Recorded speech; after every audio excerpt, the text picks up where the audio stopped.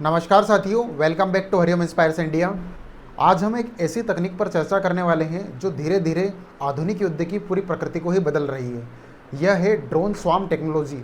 हाल ही में चीन की सेना ने अपने नए एटलस ड्रोन स्वार्म सिस्टम का प्रदर्शन किया है, जिस पर पूरी दुनिया की नज़रें, रक्षा विशेषज्ञों की नज़रें टिकी हुई है। और इस तरीके की जियोपॉलिटिक्स और डिफेंस में यदि आप इंटरेस्ट रखते हैं, आप हमारे चैनल को सब्सक्राइब कीजिएगा, जिससे कि हमारी खबरों की नोटिफिकेशन आप तक समय से पहुंच पाए। आखिर इस सिस्टम में ऐसा क्या खास है और यह हमें क्यों समझना चाहिए? अगर सरल शब्दों में समझें तो एटलस सिस्टम एक मोबाइल प्लेटफॉर्म है, यानी यह किसी भी एक जगह स्थिर नहीं रहते। इसे ट्रकों के जरिए कहीं भी ले जाया जा सकता है। इन ट्रकों से ही ड्रोन लॉन्च होते हैं और सबसे बड़ी बात है कि यह एक ऑपरेटर एक साथ 96 ड्रोन तक लॉन्च कर सकते हैं और कुछ ही मिनटों में पूरा झुंड या स्वार्म सिस्टम एक्टिव हो जाता है। यहाँ एक ज़रूरी बात समझनी होगी। पहले जब हम ड्रोन की बात करते थे तो एक या दो ड्रोन की बात होती थी, जिन्हें अलग अलग तरीके से कंट्रोल करना पड़ता था। लेकिन यहाँ मामला अलग है। यहाँ बहुत सारे ड्रोन एक साथ मिलकर एक दूसरे के साथ तालमेल बिठा करके चलते हैं, इसलिए इसे स्वार्म यानी झुंड की तरह काम करने वाली प्रणाली कहा जाता है। असली बदलाव इनकी संख्या में नहीं, बल्कि इनके काम करने के तरीके में है। ये ड्रोन सिर्फ रिमोट कंट्रोल से नहीं चलते, बल्कि स्वायत्तता यानी कि ऑटोनॉमी होती है। इसका मतलब ये खुद अपने आप आसपास की स्थिति को समझते हैं और टारगेट की पहचान कर सकते हैं और ज़रूरत पड़ने पर अपनी दिशा खुद बदल सकते हैं। उदाहरण के लिए, अगर एक ड्रोन किसी कारण से ख़राब हो जाता है तो बाकी ड्रोन अपने आप अपनी परफॉर्मेंस को बदलकर मिशन जारी रखते हैं। इस टेक्नोलॉजी को चाइना इलेक्ट्रॉनिक्स टेक्नोलॉजी ग्रुप ने बनाया है। यह चीन की एक प्रमुख सरकारी कंपनी है जो मिसाइल, रडार और सैटेलाइट तकनीक में माहिर है।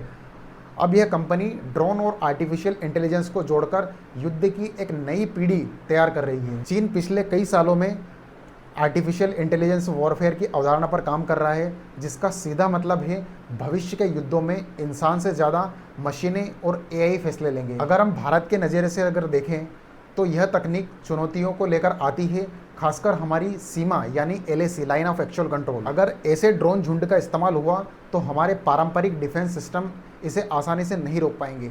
जब एक साथ इतने सारे ड्रोन आएंगे तो उन्हें ट्रैक करना और हवा में ही खत्म करना बहुत मुश्किल हो जाता है। ये ड्रोन सिर्फ सीधे हमले के लिए नहीं, ये दुश्मन की सप्लाई लाइन काटने और कम्युनिकेशन नेटवर्क जैम करने या हमारी फॉरवर्ड पोस्ट पर भारी दबाव बनाने के लिए इस्तेमाल हो सकते हैं।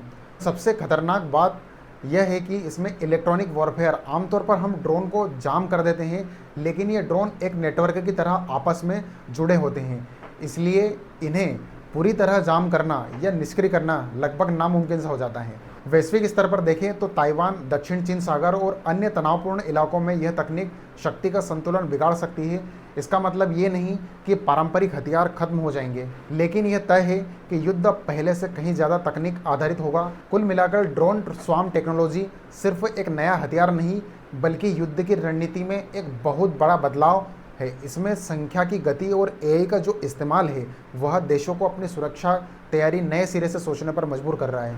साथियों, आपकी क्या राय है इस विषय में? कमेंट बॉक्स में ज़रूर कमेंट करके बताइएगा कि क्या चाइना को काउंटर करने के लिए भारत को इस तरीके की टेक्नोलॉजी पर काम करना चाहिए आने वाले समय में। Thank you so much.